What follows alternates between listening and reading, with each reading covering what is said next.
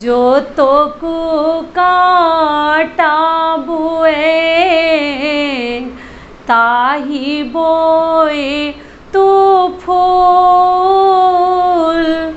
तो को फूल के फूल है, बाकी है त्रिशूल कबीरा, बाकी है त्रिशूल। नमस्कार दोस्तों, मैं हूं ममता तिवारी और आप सभी का स्वागत करती हूं मेरे चैनल ममताज वे में। कैसे हैं आप सब? तो ये बताने के लिए कमेंट बॉक्स में जय माता दी हमेशा की तरह ज़रूर लिखिएगा। तो चलिए आज हम इस वीडियो में जानेंगे कि एक पत्नी अगर अपने पति के लिए हमेशा भलाई चाहती है, उनका मतलब सलामती चाहती है, हर तरह से मतलब उनके लिए पूरा अपने आप को समर्पित रहती है, लेकिन वही पति उनकी भलाई नहीं चाहते, उनके लिए अच्छा नहीं सोचते, उनके साथ अच्छा व्यवहार नहीं करते, ऐसा क्यों?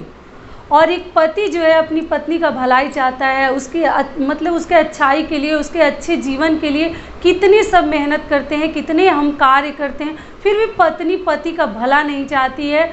तो ऐसा क्यों होता है? यह दुनिया में और भी लोग हम लोगों के साथ भलाई करते हैं, लेकिन लोग जो है हमारे लिए बुराई क्यों करते हैं? या वो पति पत्नी हो या बाकी और भी लोग हो, ऐसा क्यों करते हैं? तो इसी के ऊपर आज का हमारा वीडियो है। इससे पहले दोस्तों, अगर आपको मेरा वीडियो पसंद आता है तो प्लीज़ आप मेरे चैनल को सब्सक्राइब कर दीजिएगा, बेल आइकन को प्रेस कर दीजिएगा, जिससे मेरे वीडियो के नए नोटिफिकेशन आप लोगों के पास सबसे पहले पहुँचे। तो चलिए शुरू करते हैं कि ऐसा ज़माना क्यों आ गया है कि हम लोगों के साथ भलाई करते हैं फिर भी हमारे साथ बुराई होता है, लोग भी हमारे साथ बुराई करते हैं, ऐसा क्यों? भगवान भी भला करने वाले के साथ ही बुरा कर देते हैं, ऐसा क्यों होता है? तो इसी के बारे में आज हम बात करेंगे। तो सबसे पहले मैं बता दूं कि देखिए, ऐसा मतलब कहीं देखिए, मैं कबीरदास जी का एक मतलब दोहा भी आपको सुना दी कि ऐसा नहीं है कि कोई हमारे साथ बुराई कर रहा है तो हम एकदम मुँह तोड़ जवाब देंगे, ईंट का जवाब हम पत्थर से देंगे, हम भी बुराई करेंगे। ऐसा कोई ज़रूरी नहीं है कि सामने वाला अगर बुरा चाहता है तो हम भी उसका बुरा ही चाहेंगे। आप अच्छा चाहिए ना, आप उसके लिए भलाई चाहिए ना। वो जब पत्थर मार रहा है तो आप फूल से मार के देखिए ना। कोई ज़रूरी नहीं है कि सामने वाला बुरा है तो हमें भी बुरा बनना है, या वो पति हो या पत्नी हो, उनके लिए भी थोड़ा सा बता देती हूँ। दुनिया में तो ऐसे पत्थर मारने वालों की कमी नहीं है, फूल मारने वाले आपको लोग बहुत कम मिलेंगे, लेकिन जो पत्थर मारने वाले लोग हैं ना, आपको रास्ते रास्ते एक एक डेग पर मिल जाएंगे। तो पति पत्नी का तो मतलब छोटा सा ही बात है, वो तो थोड़ा बहुत होते ही रहता है। तो ऐसा नहीं है। देखिए, पत्नी जो है पति के लिए इतना भलाई चाहती है, हर चीज़ उनके लिए, पूजा पाठ, इतने कठिन कठिन व्रत हम करते हुए आ रहे हैं, फिर भी पति धोखा देते हैं, भलाई नहीं चाहते अपनी पत्नी का। तो ये तो बहुत गलत है ना। और फिर आप लोग बोलते हैं कि दीदी हम लोग इतने अपने हस्बैंड के लिए मतलब इतना कुछ करके हम लोग थक गए, फिर भी हस्बैंड सुधरते नहीं है, तो ये तो गलत है। आप लोग इतने सारी वीडियोज़ में मैं बता चुकी हूँ, ऐसा क्यों करते हैं हर पति या हर पत्नी? अपने पति के लिए होकर रहिए ना, अपनी पत्नी के लिए होकर रहिए ना। दूसरे के दुनिया के बारे में चिंता करके सोच के उतना आपको फ़ायदा नहीं है जितना अपने परिवार के बारे में आपको सोच के फ़ायदा है। तो ऐसा नहीं, वो आपके लिए हमेशा हित चाह रही है और आप जो है उसका हित नहीं चाह रहे हैं, तो ये बहुत गलत है। ऐसा अगर आप कर रहे हैं तो छोड़ दीजिए। पत्नियां भी हैं, पति जो हैं अच्छे ही हैं, लेकिन पत्नियां जो हैं, जो उनका आदत होती है ना, वो छोड़ नहीं सकती। एक एक तो लोगों की आदत भी हो जाती है कि जो जिसका स्वभाव है वो मरते दम तक, मैं तो वीडियो में बता चुकी हूँ अपने, कि वो मरते दम तक किसी का स्वभाव कोई नहीं बदल सकता।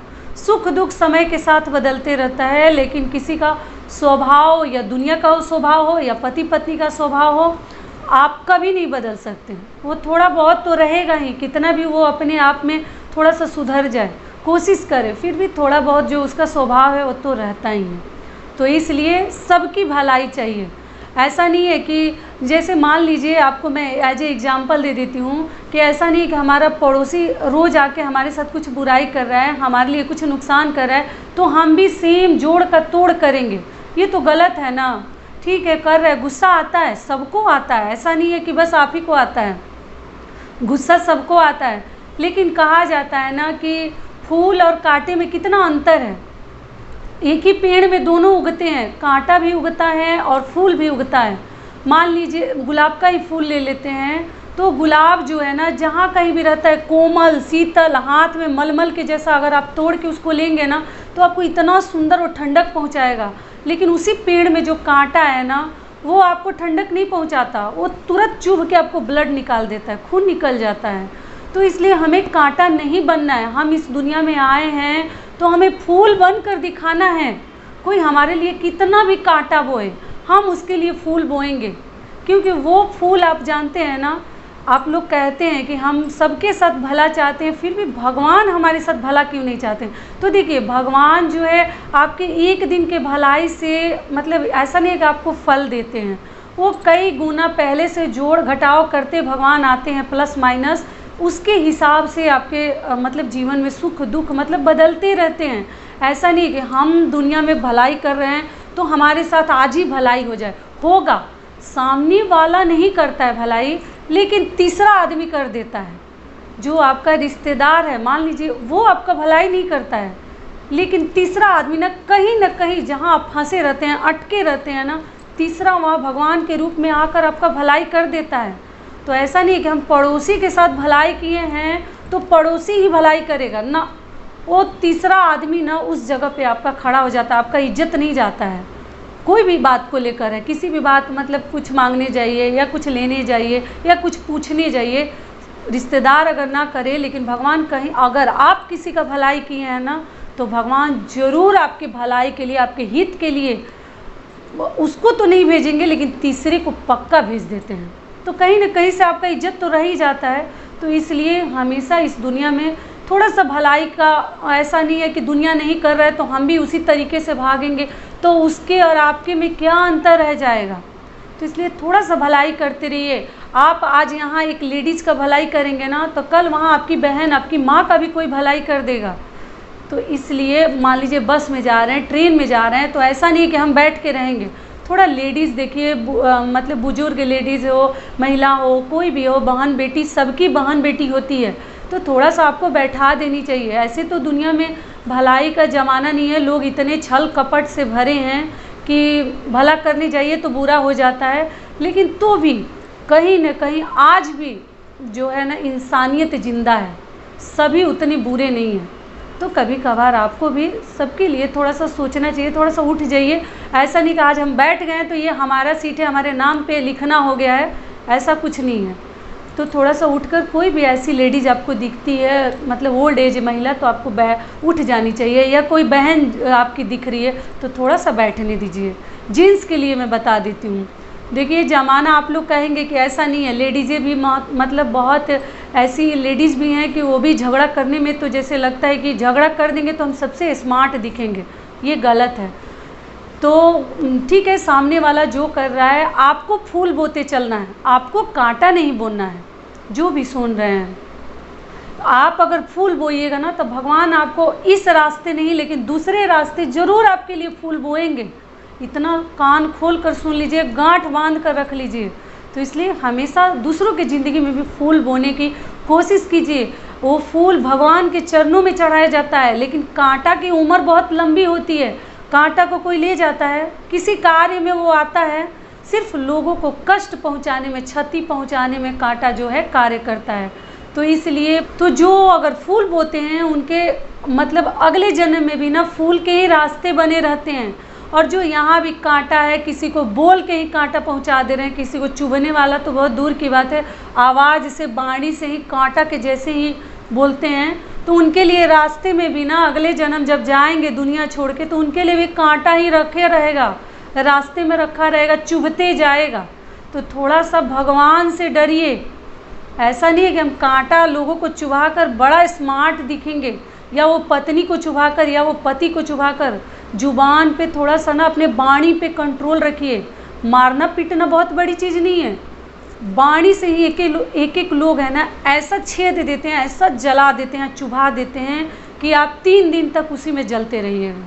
तो इसलिए थोड़ा सा मधुर मीठा बोलने की आदत डालिए। कोई ज़रूरी नहीं है कि दुनिया हमारे साथ बुरा कर रहा है तो हम बुरा तो पक्का करेंगे, ये तो गलत है। तब उसके और आपके में क्या अंतर रह जाएगा, आप अच्छा इंसान कैसे बनिएगा। तो इसलिए जहाँ ज़रूरत हो सब जगह मैं नहीं बोलूँगी, क्योंकि दुनिया में छल कपट वाले लोगों की भी समझदारी से काम लीजिए, फूक फूक कर कदम रखिए, लेकिन भलाई करते रहिए। आप अपनी जानने भर में अपनी मतलब सोच के हिसाब से कि नहीं कोई बात नहीं, आज मैं भला करूँगा। तो आप ध्यान रखिएगा, अगर किसी का भला करते हैं ना, तो आज तो नहीं, किसी का आप इज्जत रख देते हैं किसी भी बात को लेकर, तो भगवान आज नहीं, कल नहीं, परसों नहीं, 4 दिन बाद भी आपका भला जरूर करेंगे, किसी न किसी रास्ते से आपको खुशी जरूर देंगे। तो इसलिए थोड़ा सा हमें समझदारी से काम लेनी चाहिए। सबके लिए फूल बोइए, कांटा किसी के लिए मत बोइए, सबकी भलाई कीजिए, दूसरों की भलाई में, दूसरों की खुशियों में भी अपनी खुशियों को ढूंढिए, जिससे कि भगवान आपको भी खुशी दें। तो यही आज का हमारा वीडियो था कि सबकी भलाई करिए और अपनी आपकी भलाई खुद भगवान करते जाएंगे, रास्ता बनाते जाएंगे। और पति पत्नी का जीवन हो या आस पड़ोस रिश्तेदार नातेदार का जो मतलब रिश्ता है, सबके साथ हंसी खुशी और मतलब मधुरता के साथ वाणी भी मीठा रखिए। और आपको रहनी चाहिए, किसी के साथ कड़वा व्यवहार मत कीजिए। इस दुनिया से कई बार मैं बता चुकी हूँ कि कुछ भी लेकर नहीं जाना है, पुण्य प्रताप ही लेकर जाना है, अपने अच्छे कर्म लेकर जाना है कि दुनिया याद करे। ये ना कि जाने के बाद दुनिया हमें गाली दे कि बहुत बदमाश था, नालायक था, अच्छा हुआ चला गया। तो ऐसा हमें इंसान बनकर नहीं मरना है, हमें एक अच्छा इंसान, जेंटलमैन बनकर इस दुनिया को अलविदा कहना है। तो इसलिए आप अच्छा बनिए, दूसरे की चिंता में मत रहिए कि दूसरा बुरा है तो हमें बनना ही है। तो यही तक का था हमारा वीडियो। आशा करती हूँ, उम्मीद करती हूँ कि इस वीडियो से अब जितने भी पति पत्नी हैं या और भी रिश्तेदार नातेदार हैं, उनको बहुत अधिक लाभ मिलेगा। फिर मिलती हूँ एक नए वीडियो में, तब तक के लिए नमस्कार। स्वस्थ रहिए, सुरक्षित रहिए और जहाँ कहीं भी रहिए खूब खुश रहिए।